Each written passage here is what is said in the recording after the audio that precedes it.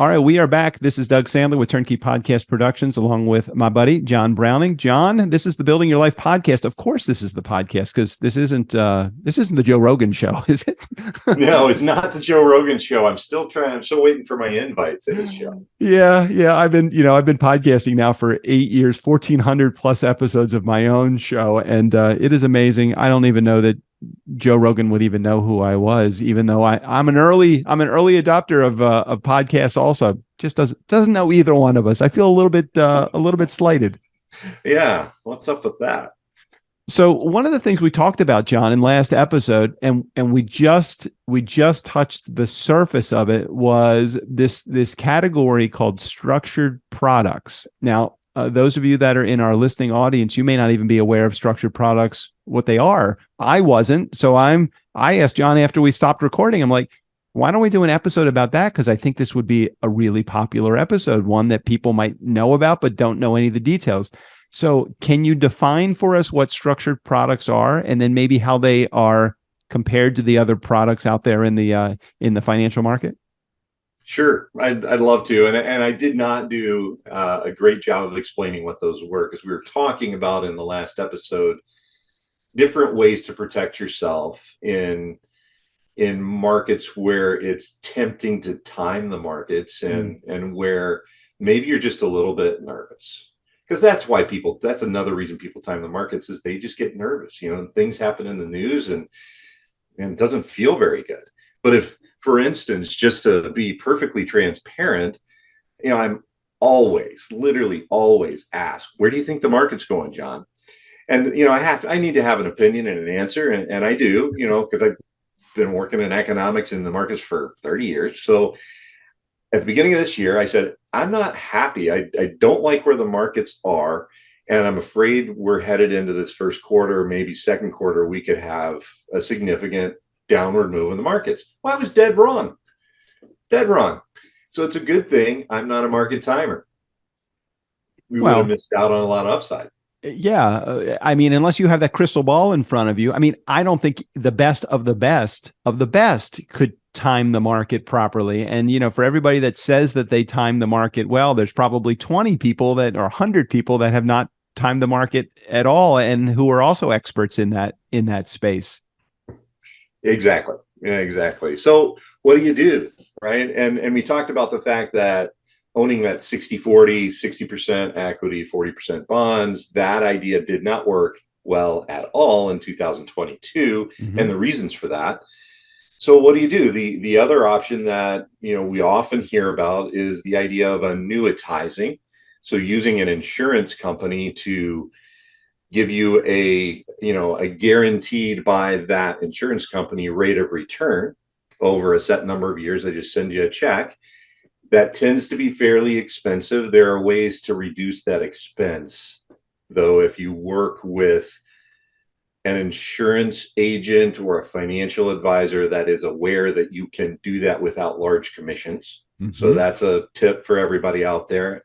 If you don't know what that is or how that works, please reach out, and we'll tell you how to get in touch with me later. Before you go on, is there a difference between what we're talking about and annuities? No, we're talking about annuities. Okay, I'm just making sure that those that are in our listening audience understand the difference, either the connection between annuities and insurance, or the disconnect between insurance and annuities, products like whole life insurance and cash value insurance. And that's a whole different topic. We can talk about it, because that's part of your financial plan as well. Is that life insurance, long-term care insurance, all of those insurances, that disability insurance, all of that can just derail your financial plan. And it's a huge risk that people don't like to think about, and often just don't, because it seems like they're throwing money away, when really they're just leaving a big gap and hole in their risk parameters. But whole different topic there. The idea of using annuities has a bad connotation to it in many people's minds, because it used to be that they were very expensive and you didn't get much return on those, but they did give you sort of that great feeling of, hey, I know this is guarantee. There. Yep. Right. All right, And so do you want to take a dive into some of these structured products that are out there? I don't want to leave it general. I feel like we're taking somebody out to the bar and then we're and we've had a great relationship and we're shaking their hand goodnight. I want to know more. right. So structured products is something that we use here at Guardian Rock, and we have for years. It's a great way to manage your risk. And it does involve this word, and I'm going to say this word. I'm going to say it only once Say it because it gently. has negative connotations. People get very scared when you hear the word derivative. Okay. Because derivative got a lot of people in trouble. Oh goodness, in the 90s in particular, and then again in like around the 2007, 2008 financial crisis, because they were used more to add risk and try and generate excess return than they were to reduce risk. So the way that we use at Guardian Rock, we use it as a way to reduce risk and or to generate income. So if you have this desire to be a participant in, say, the innovation space, you love innovation, you think stock like Nvidia or Square, and this is not financial advice. I'm not suggesting that anyone buy any of these, but I'm just giving examples, throwing things out there. Right. Tesla, some of these very volatile stocks, Square, some of those very volatile stocks, you'd like to have exposure to that. But when I ask you if you'd be okay if your portfolio during 2022 was down 50, 60, 70%, most people would say, no, I'm not comfortable with that. Well, you can use a structured product to give you, and you can structure them any way that you want to, as long as we combine a lot of our clients together to get a big enough sort of pot to be able to create our own structures. But if you've got enough money on your own, you can do it yourself. But if you've got a particular set of stocks that's really too volatile, but you really like the idea of having exposure to those, you partner with a large bank, stable bank. I know that's an oxymoron right now with the banking crisis, but see Silicon Valley Bank in an encyclopedia right now. That's right. It's going to be a term. I don't want to Silicon Valley you, right? Understood. But you work with a bank to create a structure that may give you 30% downside, 50% downside, whatever you'd like to put in there. And essentially insurance on that particular stock or group of stocks. Could be an index, by the way.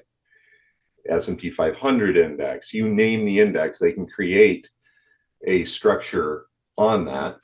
So you get a certain amount of downside protection. So if that security or group of securities declines less than 30%, you're going to get your money back. And in addition to that, you'll get a return. You'll get a monthly, a quarterly, a semi-annual, however you set it up, coupon payment. So not only does it help reduce your volatility, but in addition to that, if you need income and you really want exposure to growth stocks that don't pay dividends, this is a great way to potentially get some income to pay you your paycheck during retirement. And what is this structured product? What is this called? It's literally, they're called structured products. Oh, it's just called structured products. So if someone is calling you and they're listening to this podcast and they're calling you and they say, "Hey, I want to bring you in as my advisor and proponent for this type of product," can they just get that one product from you, or do you like to look at the overall package, don't you? Yeah, and again, portion control here, right? With everything, I preach portion control. So within each of these structured products, I have one single client, to answer your question directly, that just has structured products. That's all they want. And so that's what we do for them. They've signed a disclosure and disclaimer that I'm not responsible for that. but I would never recommend that anyone create their entire net worth be tied up in just structured products. All right, so he's the or she's the exception, not the rule. What is there a general rule of thumb in the diversity of a portfolio on how much should be involved in structured products as far as am I saying it right? An allocation? Yeah, no, there's a general allocation. I would say almost everyone should. It would be a good thing to have in your portfolio, say 10%. Even the most aggressive people out there should have some 10, 15% of their portfolio in not one structured product, but various structured products. And if you are in retirement and you need income, then I would say a much larger portion. 30% is not uncommon with people, say, in their 50s, 60s, getting ready for retirement. And then in retirement, we may be at 40, 45% if they're taking the income. Because what we're trying to do when people are in retirement is match up their income with their income needs that they're spending. So what we talk about when we've got a retiree is, do you still have a mortgage payment? If so, how much is it? Car payment, how much is it? How much is your Medicare, Medicaid?